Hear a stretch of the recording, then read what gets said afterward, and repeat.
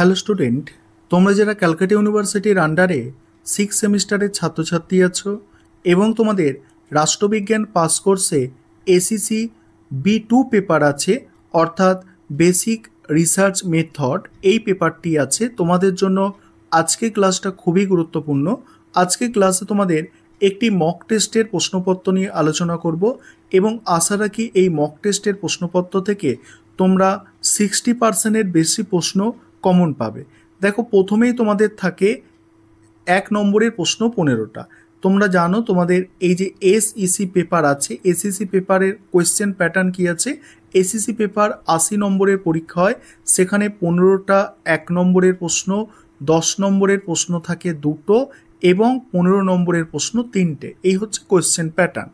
এবারে তোমরা সম্পূর্ণ মক টেস্টের প্রশ্নপত্রটা দেখো।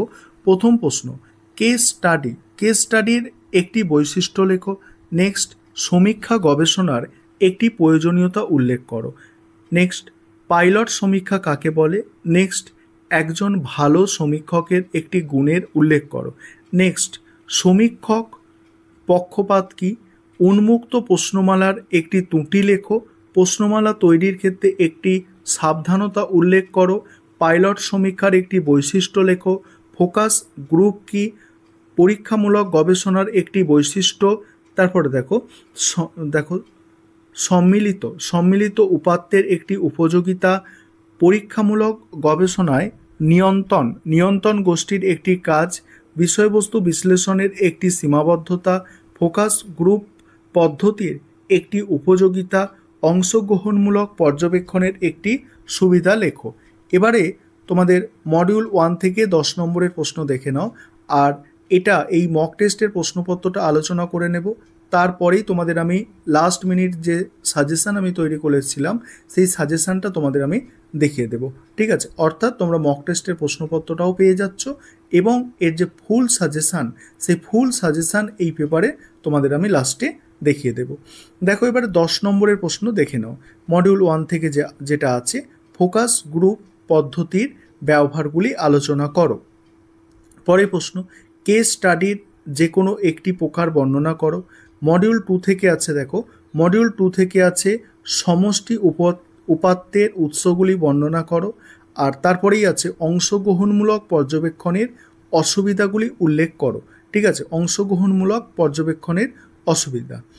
এবারে তোমাদের বড় প্রশ্ন, অর্থাৎ 15 নম্বরের প্রশ্ন 3টে অ্যান্সার করতে হয়। সেখানে কি বলা হয় যে প্রতিটা মডিউল থেকে অন্তত একটা করে করতে হবে এবং এই দুটো মডিউল মিলিয়ে তোমাকে 3টে প্রশ্নের অ্যান্সার দিতে হবে। এখানে যে প্রশ্নগুলো রেখেছি দেখে নাও। তার আগে আরও একটা বিষয় তোমাদের বলে নিই, তোমাদের জন্য এই পেপারে স্টাডি মেটেরিয়াল তৈরি করা হয়েছে। তোমাদের যাদের স্টাডি মেটেরিয়াল পারচেস করার দরকার আছে, নিচে যে নম্বরটা দেখতে পাচ্ছ এই নম্বরে যোগাযোগ করে স্টাডি মেটেরিয়াল পারচেস করতে পারো। এবার তোমরা দেখে নাও, এখানে মডিউল 1-এর প্রশ্ন দেখো। প্রশ্নমালা কত ধরনের হয়। সমীক্ষা গবেষণায় প্রশ্নমালার উপযোগিতা লেখো। নেক্সট হচ্ছে ফোকাস গ্রুপ পদ্ধতিতে গবেষকের ভূমিকার ওপর একটি টিকা লেখো। নেক্সট, গবেষণায় উপাত্ত সংগ্রহের ক্ষেত্রে সাক্ষাৎকার পদ্ধতিটির রূপ বা প্রকারভেদ ও গুরুত্ব আলোচনা করো। তারপরে হচ্ছে মডিউল 2 দেখো। মডিউল 2-এ আছে প্রথম প্রশ্ন, কন্টেন্ট অ্যানালিসিসের সংজ্ঞা দাও, এর বিভিন্ন ব্যবহারগুলি কী কী। নেক্সট, পরীক্ষামূলক গবেষণা বলতে কী বোঝো, এর প্রকারভেদ আলোচনা করো। নেক্সট আছে অংশগ্রহণমূলক পর্যবেক্ষণের সংজ্ঞা দাও, এর পদ্ধতি বিভিন্ন ধরনগুলি আলোচনা করো। এই হচ্ছে তোমাদের মক টেস্টের প্রশ্নপত্র। এবারে তোমরা সম্পূর্ণ সাজেশনটা দেখে নাও। এটা হচ্ছে তোমাদের এসইসি B2 পেপারের সম্পূর্ণ সাজেশান। এখানে তোমাদের বলছি কি আমি 2023 সালের প্রশ্ন তোমাদের জন্য মোস্ট ইম্পর্টেন্ট। দেখো, এখানে 15 নম্বরের প্রশ্ন তোমরা মডিউল 1 থেকে একটু দেখো। এখানে দেখো 15 নম্বরে প্রথম 3টে প্রশ্ন কি আছে, 2023 সালের প্রশ্ন। এখানে দেখো একটা 21-এর প্রশ্ন গিয়ে 23-এ রিপিট আসছে। আবার এখানে আরও একটা জিনিস তোমাদের দেখাবো, দেখো 22-এর একটা প্রশ্ন 24-এ গিয়ে রিপিট হচ্ছে। অর্থাৎ তোমরা যদি 23-এ 3টে প্রশ্ন করে নাও, এই 1 2 3 3টে প্রশ্ন করে নাও, একটা প্রশ্ন এখান থেকে কমন পাবে এটুকু নিশ্চিত। অর্থাৎ 15 নম্বরের প্রশ্ন এখান থেকে কমন পাচ্ছ, একদম তোমরা নিশ্চিত থাকতে পারো। এবার বাকি প্রশ্নগুলো দেখে নাও তোমরা। ঠিক আছে, তারপরে মডিউল 2 থেকে দেখো, মডিউল 2 থেকেও তাই। প্রথম যে 3টে আছে দেখো 1, 2, 3, এই 3টে হচ্ছে 23 সালের প্রশ্ন। তার মধ্যে দ্বিতীয় প্রশ্নটা দেখছো 21 সালের প্রশ্ন 23-এ গিয়ে রিপিট হয়েছিল।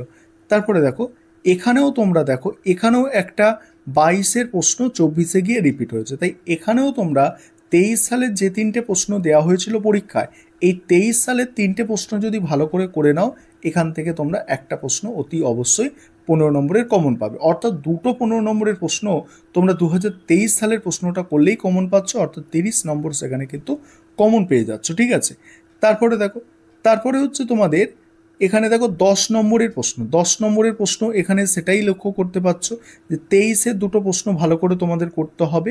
কারণ এখানে দেখো, এখানে কি 22-এর প্রশ্ন এখানে 24-এ রিপিট হয়েছে, এখানেও দেখো 22-এর প্রশ্ন 24-এ দুটোই রিপিট হয়ে গিয়েছে। ঠিক আছে, তারপরে এগুলো একটু বাকিগুলো দেখে নাও, করতে পারো।